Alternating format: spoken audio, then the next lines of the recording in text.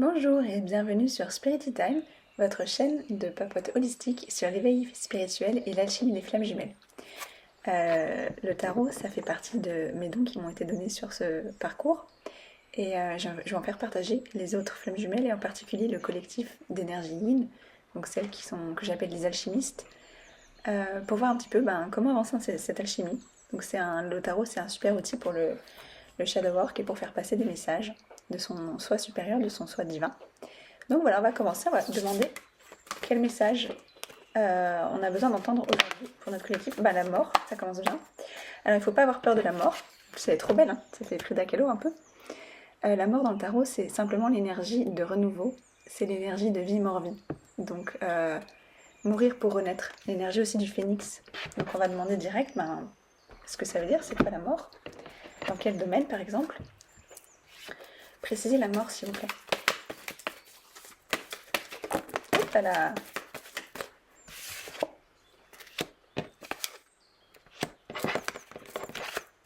Alors c'est plutôt une bonne nouvelle parce que voilà, on va voir si on voit assez bien. Vous avez 3 arcanes majeures sur 5, donc c'est quand même vraiment un gros morceau. Donc là, si vous êtes dans une période où vous avez l'impression que votre vie est un fardeau, dans le sens où vous avez peut-être beaucoup de choses à faire, vous êtes peut-être en burn-out, ça, pour moi, c'est la fin des fardeaux, parce que vous l'avez sur la mort. En plus, il y a la force à côté, le magicien et le 9 de coupe. Donc ça nous parle de vœux qui se réalisent, mais par la magie intérieure, donc par l'alchimie justement. Parfois sur le parcours de flamme jumelle, on a un moment, même quand on manifeste en général, quand on est sur le parcours spirituel, sur le chemin spirituel, il y a un moment où juste avant que tous nos vœux se manifestent, par le travail intérieur qu'on a fait, où la vie telle qu'on la connaît s'effondre. Et en fait, quand on y réfléchit, c'est tout à fait normal. Il faut imaginer un peu quand vous déménagez, vous habitez par exemple dans un appart un peu pourri, et on vous donne les clés d'une super maison. Vous avez la chance de déménager dans un super chouette quartier, avec des super chouettes voisins, dans une super chouette maison. Il n'empêche qu'avant de pouvoir emménager dans cette maison, il faut que vous ne pouvez pas, normalement, juste prendre votre sac à main, laisser votre appartement en l'état et aller vous installer dans la maison toute meublée. Il faut en général résilier le bail, faire ses cartons, peut-être redonner un coup de peinture, renettoyer. Et après, une fois que vous avez fait tout ça, il faut transporter toutes vos affaires dans la nouvelle maison. Et après, il faut défaire tous les cartons, il faut s'installer, il faut décorer, en faire un chez-soi. Donc c'est une période très fatigante et ça représente beaucoup de stress. Même chose si vous êtes malheureux dans votre relation, il y a une période très difficile de la séparation où il faut abandonner parfois notre lieu de vie, une personne qu'on connaît depuis longtemps, une ambiance de dispute pour recommencer ailleurs. Donc ça aussi, ça peut être pesant et ça demande de la force. Mais grâce à la force intérieure et le magicien, c'est la carte pour moi de la manifestation. C'est quand on a fait l'alchimie, il a tout ce qu'il faut en main, le magicien. Il a tous les éléments, il a les 4 éléments, on le voit sur la carte. Il a les coupes, il a les bâtons, il a les épées, il a les deniers, il a les petites fées, il a l'infini, il a la magie entre ses mains. Et quand on incarne l'énergie du magicien et qu'on fait ce qu'il faut pour manifester, qu'on s'appuie sur sa force et sur ses dons pour manifester et qu'on suit son cœur, les vœux finissent par se réaliser. Donc c'est plutôt une bonne nouvelle, c'est la fin de cette période de fardeau. Alors qu'est-ce qu'on peut dire de plus là-dessus s'il vous plaît? Alors ici ça nous parle de la suite du message, qu'on va vous apporter peut-être de l'aide. Vous retrouvez aussi de la joie, peut-être dans une communauté comme un hobby, ou peut-être que vous reprenez une activité, ou que vous avez des amis qui vous soutiennent, qui vous font un peu sortir, parce que si cette énergie lourde, ce burn-out, ce gros stress que vous venez de subir, ça vous a peut-être aussi isolé un petit peu, et ça peut faire du bien d'avoir des amis qui vous prennent par la main et qui vous font sortir un peu et qui vous font découvrir de nouvelles choses. Et oui, on va vous soutenir, retrouver la joie, reprendre les choses en main avec cette as d'épée, on redescend dans la matière. Donc je pense aussi avec ce 10 de bâton, peut-être que vous vous êtes isolé, on va demander. Parlez-moi de ce 10 de bâton, c'est quoi s'il vous plaît? évidemment. Bah, je dis isolé, c'est très drôle, parce qu'on a l'ermite et la tour, donc c'est vraiment ça, c'est vraiment ce que je disais. Euh, Peut-être une petite nuit noire de l'âme, plus un petit vide, parce que souvent quand dans un processus d'éveil spirituel, il y a la nuit noire de l'âme, mais qu'on devrait plutôt appeler la nuit noire de l'ego. C'est quand on se rend compte que tout est illusion, quand on se pose beaucoup de questions sur sa vie. La tour, c'est une énergie aussi qui fait mal. C'est une énergie, je regardais ce que fait mon chien comme bêtise. La tour, c'est une énergie qui fait mal. C'est notre vie qui s'écroule sans qu'on le veuille. Moi aussi, j'ai eu un moment comme ça. Et parfois, on a tendance à s'isoler. Ça, c'est pour moi, en plus, ça, c'est ma carte numéro 1 de l'éveil spirituel. Il est isolé sur sa petite montagne pour avoir la transcendance. Et il a sa petite lumière et il suit sa lumière. Donc, apparemment, la fin de cette période d'isolation. C'est comme un renouveau, là, avec ce valet. L'énergie de valet, c'est aussi une énergie de renouveau. Et une énergie aussi de messager. Donc peut-être que vous sentez qu'il est temps de sortir de la caverne et qu'il est temps de reprendre les choses en main parce que aussi l'ermite c'est une carte très contemplative et parfois quand on est dans son éveil spirituel, ça m'est arrivé aussi, on voit la vie, ce que j'appelle la vie 3D comme un fardeau parce que on a ces expériences transcendantes dans la 5D, donc on va dire dans le monde des esprits, dans le monde quantique. Et du coup, ben, la vie sur Terre paraît très dense. Certaines choses n'ont plus de sens à nos yeux. On se rend compte que beaucoup de choses sont des illusions, notamment l'ego, toute notre personnalité, notre identité qu'on s'était construite avec les conditionnements de notre famille, de la société dans laquelle on a grandi, de nos expériences, tout ce qui nous a façonné jusqu'à maintenant. Quand on se rend compte que notre véritable nature, c'est d'être une âme immortelle, ben notre moi humain, on a tendance un peu à le laisser tomber en fait. Parce qu'on a vécu toute notre vie dans notre moi humain, on s'est identifié toute notre vie à lui, et tout d'un coup on découvre que, en fait, c'est pas ça, que toute cette identité qu'on s'est construite, cette personnalité, c'est une persona finalement, comme un masque ou un personnage dans le grand jeu de la vie.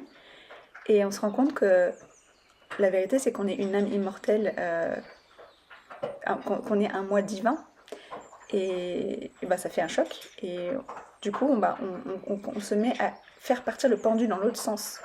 Pendant toute notre vie, on a vécu dans notre moi humain. Après, on va explorer notre moi divin. Et pendant qu'on explore notre moi divin, qu'on reçoit plein de messages, qu'on s'isole, pour ça, c'est pas pour rien que les ascètes et les gourous, ils ont souvent une période d'isolation, ou dans les histoires, ou même Bouddha, il a passé des années et des années à méditer, seul en silence, pour télécharger, on va dire, ses enseignements, pour télécharger depuis la source, l'univers, on s'en fiche, comment on l'appelle, de ce grand tout. Et du coup, ben, quand ça se passe, notre vie 3D, elle a tendance à s'effondrer. Et en fait, une fois que la tour s'effondre, ben, on peut reconstruire.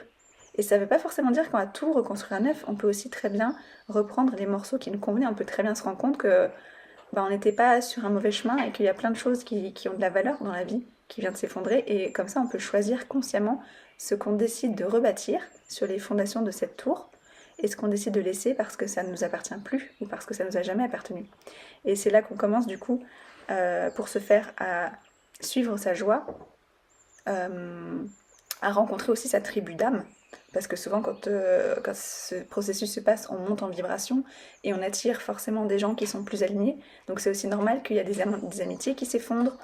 Peut-être que votre job ne fait plus aucun sens et que vous voulez changer de job. Peut-être que là où vous habitez, ça ne résonne plus et que vous voulez changer de lieu de vie. Peut-être que vous vous rendez compte de la famille dans laquelle vous avez grandi, qu'il y avait des dynamiques pas très saines à casser et que du coup vous remettez beaucoup de choses en question. Et un guide dans ce processus, quand on n'est pas bien, c'est vraiment la joie, c'est suivre son cœur. Et d'ailleurs à ce sujet, si vous ne l'avez pas encore lu, lisez L'Alchimiste, parce que c'est vraiment un conte qui illustre ce processus de qu'est-ce qui se passe dans la vie quand on commence à suivre son cœur. Et c'est une énergie de valet parce qu'elle est jeune, c'est quelque chose qu'on n'a jamais fait, c'est comme renaître, réapprendre. Et en même temps, on comprend qu'on est le créateur de sa vie, on est le magicien, donc on est le créateur, le manifesteur de sa vie. Et on commence on commence à se rendre compte du pouvoir de co-création qu'on a, parce qu'on n'est pas créateur tout seul, on crée avec l'univers. Et du coup, c'est vraiment plus puissant, parce qu'avant, quand vous fonctionniez dans votre ego, dans votre moi humain, vous pouviez vous mettre des objectifs et les atteindre par l'action.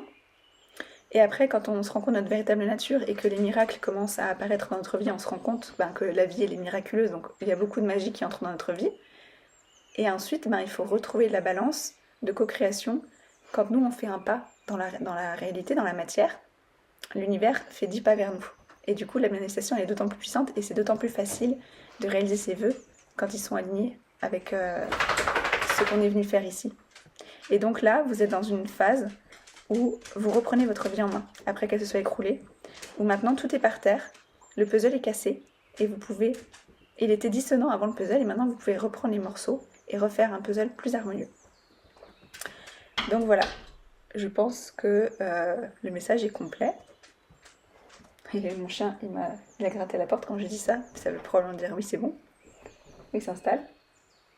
C'est le messager aussi.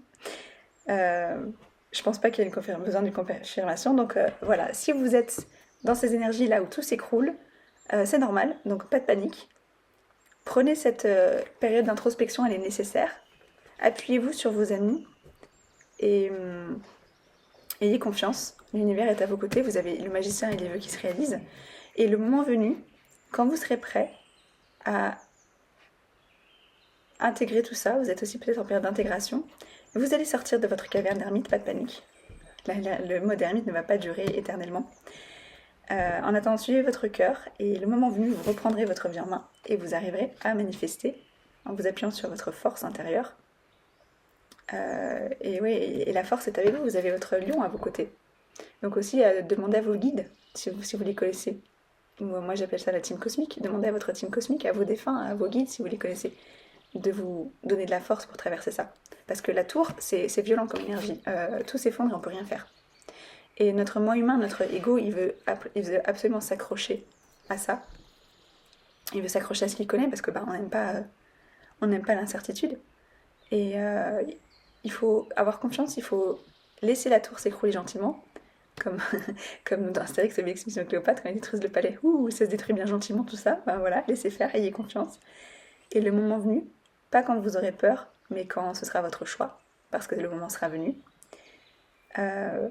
vous reprendrez votre vie en main et vous recommencerez à concrétiser des choses dans la matière et à choisir consciemment ce que vous gardez dans votre vie et ce que vous décidez de laisser. Donc voilà, j'espère que ce message va trouver son destinataire et que ça va vous aider sur votre chemin d'éveil spirituel, parce que c'est pas évident, je suis passée par là, je suis toujours en train de dealer avec les conséquences de ma tour, je suis en train de reconstruire, donc si c'est votre cas aussi, chapeau, si vous êtes en plein dedans, ayez confiance, ça va s'arranger, et je vous dis à bientôt dans une prochaine vidéo.